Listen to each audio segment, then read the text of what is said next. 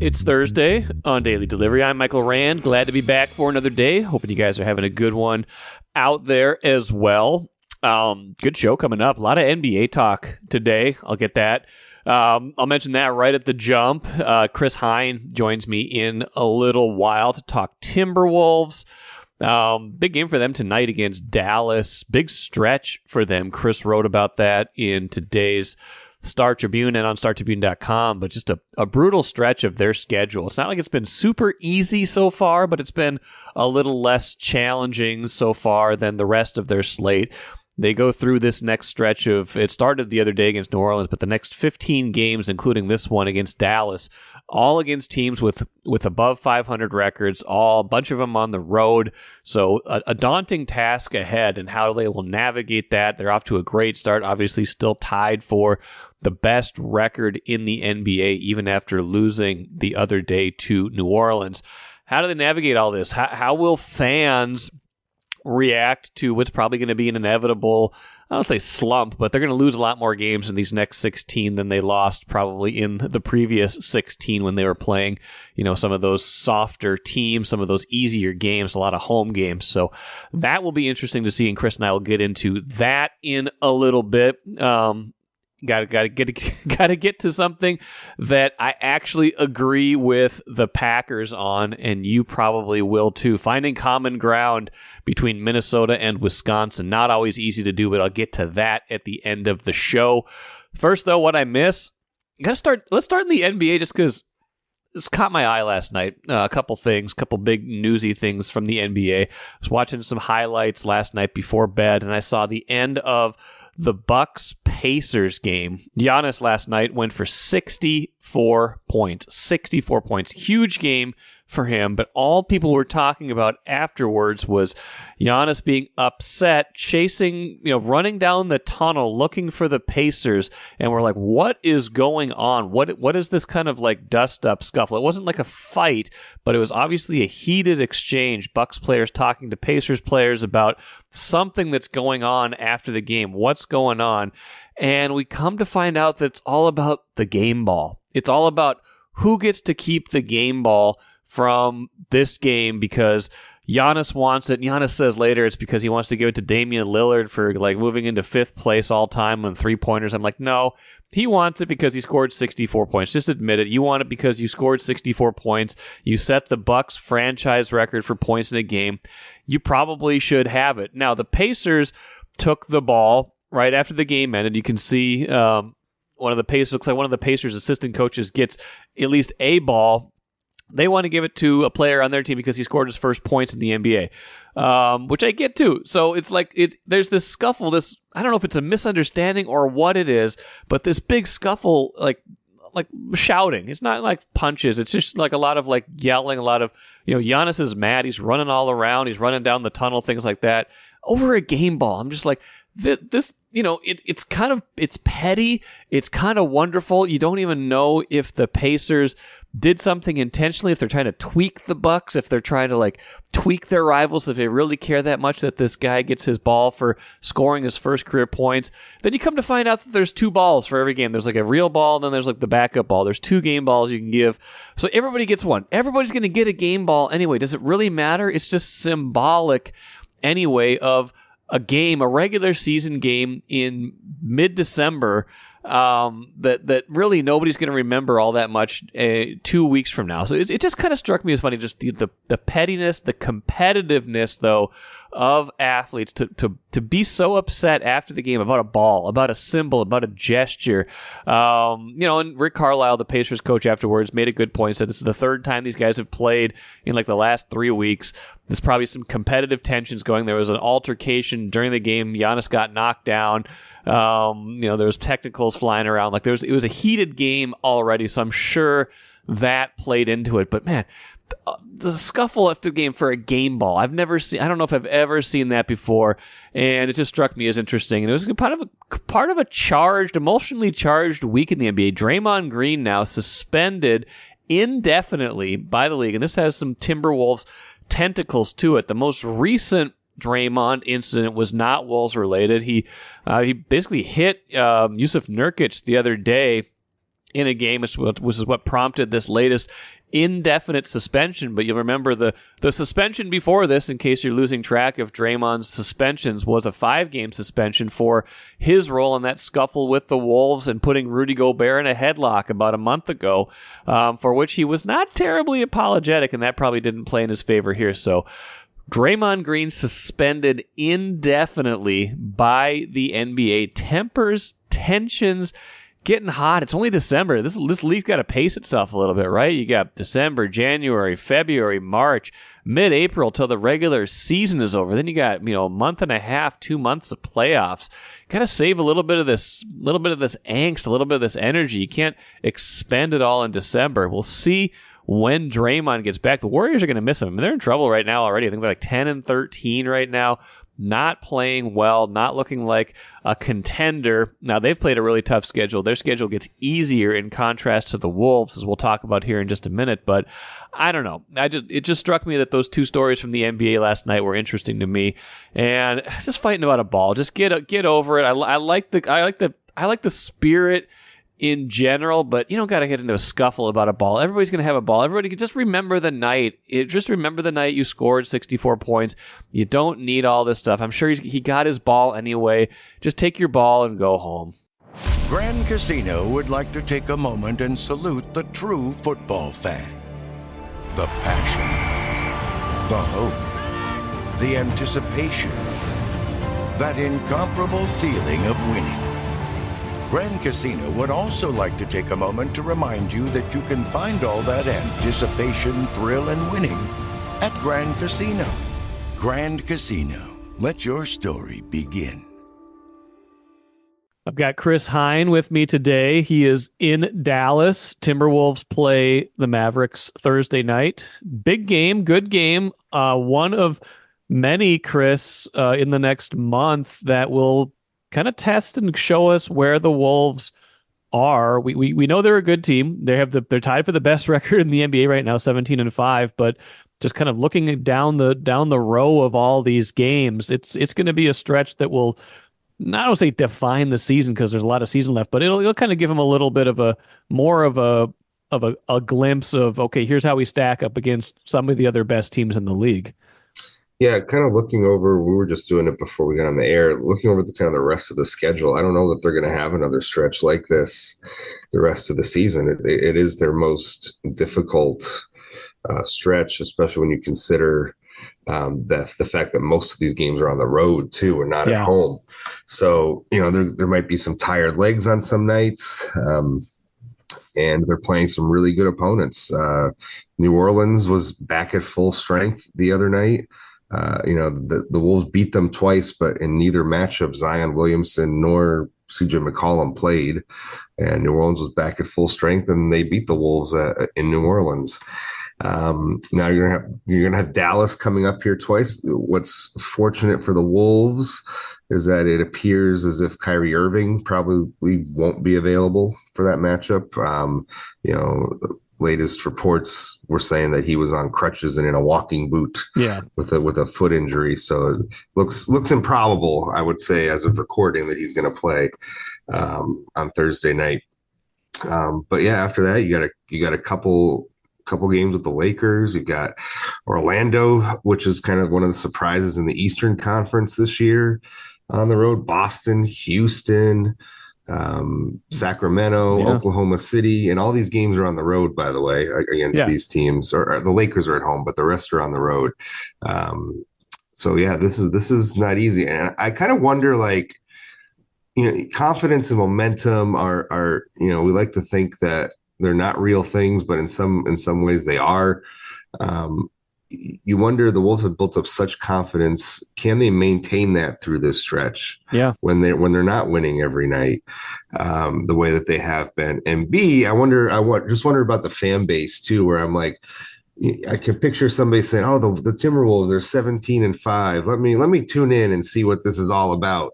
And then they face a good team on the road, and they might be tired, and all of a sudden they lay a stinker. And are the fans gonna be along for this ride as well, and kind of realize that if they could just kind of navigate this stretch like playing 500 ball, they've built up enough of a cushion that on the other end of it, they'd still be like 12 games over 500 or something like that once they hit like January 12th. So I'm curious to see how the fans will react to maybe the most bumpy part of the schedule. Well, yeah, because I mean, so far this year, I mean, aside from some injuries, Anthony Edwards, we don't know for sure if he'll play Thursday night. He's been kind of in and out with that hip injury. He's missed a few games. They've had Jaden McDaniels missing for a decent part of this season for two different reasons, but he is back now. He played Monday, but aside from some of those injury concerns, it's been about as smooth and as charmed of a start as possible, right? They caught some teams at good times. You mentioned, New Orleans a couple times without their best players. They got to play. They had the Warriors one night when they weren't at full strength. They had, some other Philly without Embiid. Yeah, and then they played some other teams that are, they got Memphis twice before Ja Morant was back. They played some other kind of softer teams earlier in the year, San Antonio, Charlotte, and to their credit, they're taking care of business in those games, which they weren't doing last year. They are, I think, still undefeated against the really, really bad teams this season, which is, of course, a marked improvement from being 6-10 against the worst teams, which they were last year. But it's been a pretty charmed existence so far. So I think you're right. It is. This stretch will be a different kind of test. Can people resist the urge to freak out if they go 7-9 or 6-10 against these really good teams if they're not at full strength and a lot of them are on the road, which is possible, and they can still have a very good season after that. Yeah, and the other thing too is they haven't even lost consecutive games yet this season. Yeah. Like they haven't experienced a 2-game losing streak. That's probably going to happen over this next stretch of games. It's just the nature of the NBA. But I will say that even without Ant, we'll see when he gets back. The way that they play defense will give them a shot pretty much any night on this schedule. Now, they might not come out on the other end of it. The other night against New Orleans, they were complaining about the free throw disparity, and obviously with the physical way they play defense, anytime the game gets called very ticky-tacky, it's not going to favor the Wolves. But in general, with how they play defense, with Rudy Gobert playing as well as he is, with Jaden McDaniels being back in the fold now, that's going to give them a shot against pretty much any team. There's going to be very few nights, if any, where they're going to get blown out of the gym, I feel like.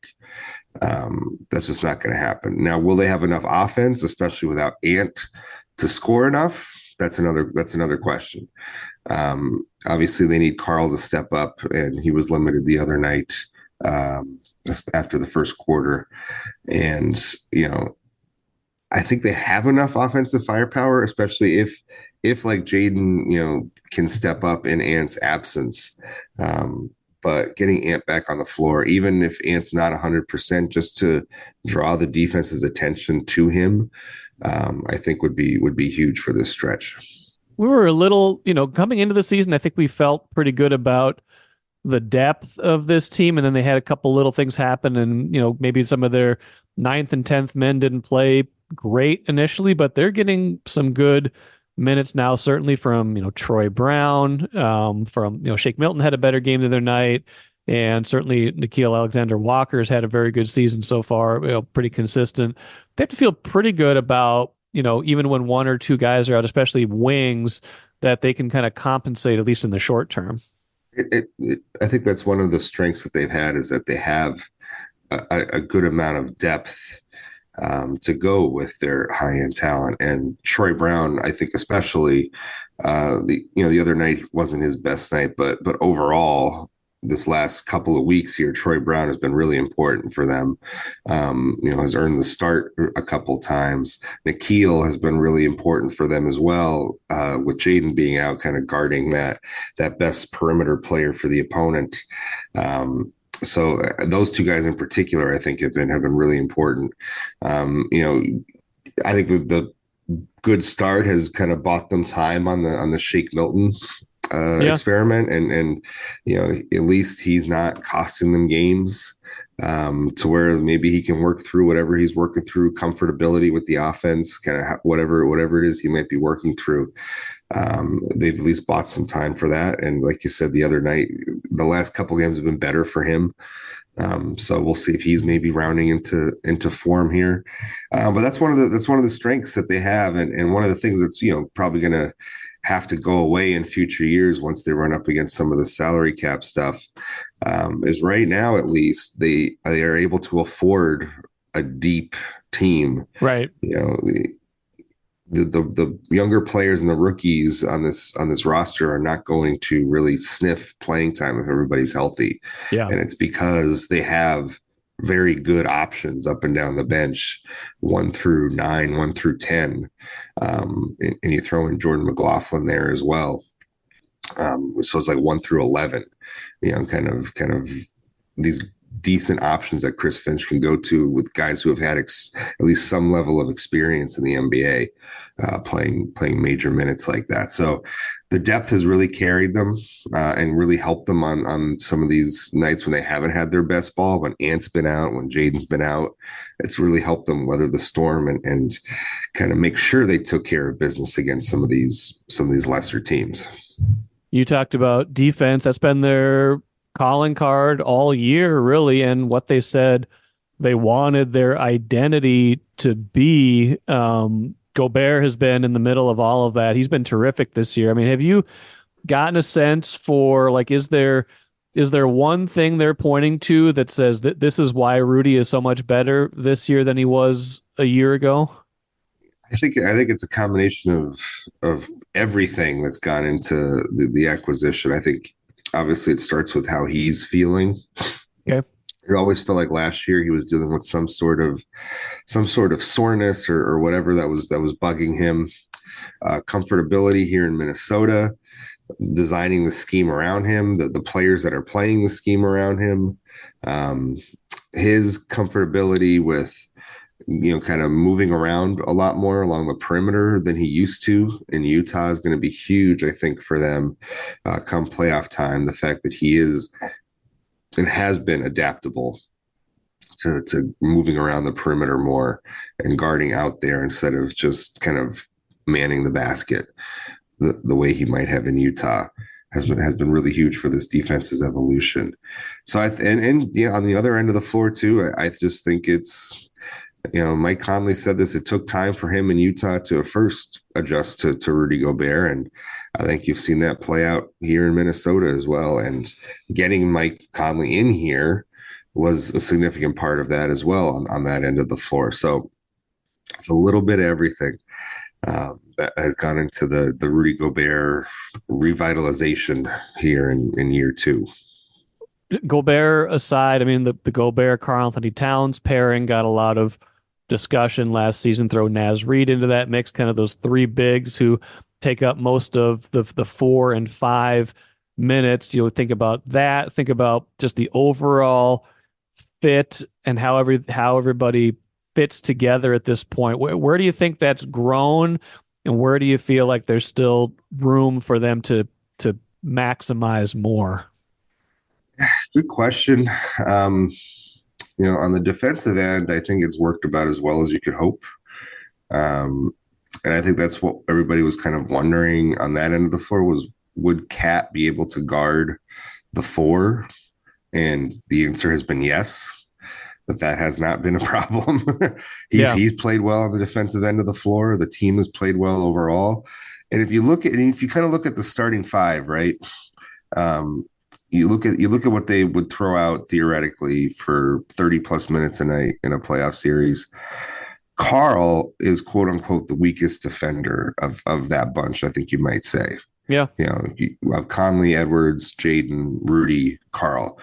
And that's not a bad place. That's not a knock on Karl, by the way. That's not a bad place to be for this team defensively. If Karl, who has shown the ability to guard pretty decently well along the perimeter in his career, if he's your quote unquote weakest defender, because you have Jaden who can guard guards to taller forwards. You have Ant that could be a really good on-ball defender as well. And Mike Conley is an upgrade from what D'Angelo Russell was on that end of the floor. So when that's your situation, I feel like that's a really good place to be as a defense. On the offensive end of the floor, I think Carl has gotten a little better. I think you could see it early on last year. Like Carl was definitely trying to force Rudy into the offense. Yeah. And, I think that, ultimately, while it looked awkward at first, it at least, kind of showed that Carl was trying to make this work, that he was committed to making it work on that end of the floor instead of saying, oh, well, screw this. I'm just going to do what I normally do anyway. Yeah. Which is one way it could have gone. And I think the chemistry overall has looked more seamless and a little easier this year than it has a season ago. I even think Ant's getting better each day at utilizing Rudy on that end of the floor when he's been in there. So I think kind of that triangle. I don't even view it as like a Carl Rudy problem on the offensive end of the floor. I think you have to incorporate Ant into all that. And it's like, how do Carl, Rudy, and Ant all coexist on the offensive end of the floor? And I think that process has been a little better this year as well. They seem to be more in sync. It's less awkward out there, and they're utilizing Rudy more naturally in the flow of the offense. From a usage standpoint and from many, many other standpoints, it seems like Conley is been just the perfect fit, the right fit for what they want to do. They need a point guard who can distribute, calm things down, but can also hit shots, is kind of that, bring some of that savvy and that kind of control. Like even all that said, even knowing what Conley has been and what he could bring, he's just better than I think anybody could have imagined at this point, right? Like they didn't quite know what they were getting fully when they made that trade last year.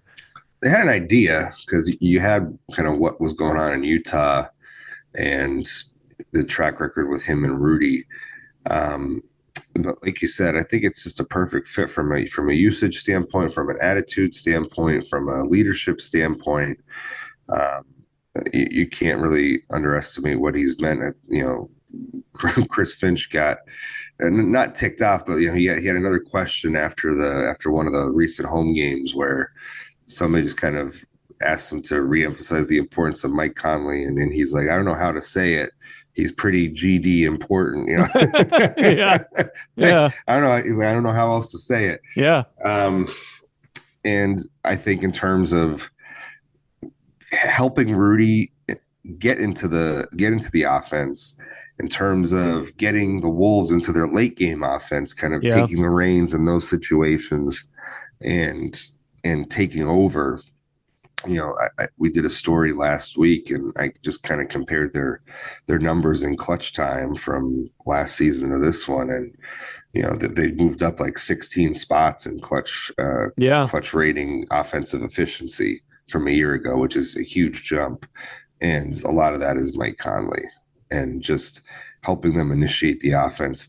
Some of it is Ant also, I think, in some of these games, making the right plays, making the right reads.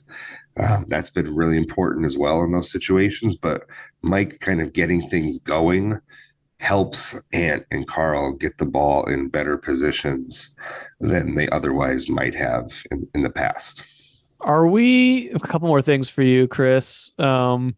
Are we ready to recalibrate their ceiling yet? I mean, I think the start of the year, we're talking, okay, this is a team that, if things go right, they could be a top 4 team in the West, but really how do they stack up in the playoffs when everybody is, shortening their benches and everybody is presumably like healthy? There's no back-to-backs, things like that. Or do we have a different notion of what the ceiling for this team is yet? Do you want me to say that they're going to win the title? Is that what no? I don't think that's. I don't know if that. I don't even know if that's the ceiling. I just wonder if have we seen enough from them yet to say, okay, this is not just like a nice team or a good team, but this is a team that, like, you look at it the right way. If everybody's healthy, like, this is a team that could at least make a playoff run. That could go to a conference finals or something like that. I absolutely think so. The way that they've played defense makes me believe that. And the offense has been, I think, good enough so far. Yeah. When everybody's healthy, and if there's one thing that has proven true under Chris Finch, it's that the offense will get better as the season goes along. That has happened each of the last two seasons. They will get better on that end of the floor. So I think that the offense will continue to improve. They could get that. If you could have a top 10 offense and a number 1 or 2 ranked defense, like that's a pretty good formula for a deep playoff run. And I think that's where they're headed right now. And the other reason why I think they can make a deep playoff run is I really do think they are the best team to match up against Denver in a playoff series right now. As if everybody's constructed, if everybody's healthy, I do think that they are the best matchup. And if that's the team you got to go through to win the West, or, if that's the 3-2 matchup in the second round, or the 4-1, whatever it may be, I don't think the Wolves would be scared going into that series. I don't think the playoffs series last year would help them. If they have Naz Reid and Jaden McDaniels available for a playoff series, it would make a huge difference. And I think they'd have the confidence of thinking that they could hang with those guys and potentially beat them because they have the personnel that might give them some trouble the way other teams just can't because they don't have the size to do it. It does feel, the Wolves have been in the playoffs the last couple of years, but their ascent so far, and let's see how these next 15 games go and then beyond that. But their rise, teams like Orlando, Oklahoma City, Houston, like the arrival, the Wolves are in a different conversation. They're more a veteran team, but the arrival of some of these young teams this year feels like it's a little upside down right now. And the league is a little bit more wide open, maybe, in terms of just who's good at flat. The league has never been flatter, I feel like. That's a good way to put it. Borrow the Thomas Friedman saying or whatever that was. The league has never been more flat than it is now, I feel like, where it's like, I feel like there's not a lot of gimme games, like you were saying. And it's like at the top end of it, it's like, well, who's really the elite teams? And like, it doesn't feel like the era of chasing like 1 or 2 absolute surefire title contenders the way it was for the longest time when, LeBron was like in Cleveland. And so they were the team to beat in the East. And the Warriors were the team to beat in the West. Like that time is gone. And I really do feel like it is a time where a team can pop up, go on a run, and just surprise everybody. And I really feel like I think that's good for the league overall when you have a team like Minnesota that can get it together like this. And you look around the league and it's like, well, who's really in our way here? Is there a super team that's in our way that we have to contend with? And the answer is not really. Boston seems to be the best team in the East, but that's a champagne problem to have if you're talking about matching up with them in the NBA finals. Right. Yes. I feel like there's never been as much parity top to bottom, or at least one through at least in the Western Conference, 1 through like 11 or 12 in the Western Conference right now. Like there's going to be some teams that miss the playoffs this year or that get ejected in the play-in tournament where you're like, man, that team's actually pretty good. Yeah. But the season just doesn't break their way for one reason or another. Like Memphis is going through that right now. But like there's going to be some other teams that get left out on the other end of this. So you're going to be like, man, that team didn't make the playoffs. Like, I think you're going to see that because it's just, I think there's just a decent amount of depth in the league, and especially in the West right now. Does that diminish the importance of the regular season or finishing a certain seed, like top 4? Do you just have to be top 6 to get out of that play-in? Like, what do you think they should, how do you think they should affix their goals right now? I think when you haven't really been there before, the higher seed that you can get, the better. The more home court advantage you can secure for yourself, the better. Which has been important for them this year. They've been a really good home court team. They've been really good. We've been really good at home. So I don't think it diminishes the value of the regular season at all. I think if anything, you want to have those matchups at home because that just gives you a bit of an edge in these series that could otherwise be very close. a 3-6 matchup, could be very close, or a 2-7 could even be really close, right? If the depth is there. So you want to be on the upper end of that. But I also think, like, if you suffer through a slide and if the Wolves end up, as like the 5 or the 6 or whatever it is, you shouldn't be discouraged by that as either. Like, it's not the end of the world if that happens, because I do think once we get into the playoffs, a lot of it is going to be very matchup dependent. I mean, hey, the Lakers made a run to the Western Finals and they were the 7th seed last year. So, anything can really happen, especially when it is as flat as it is.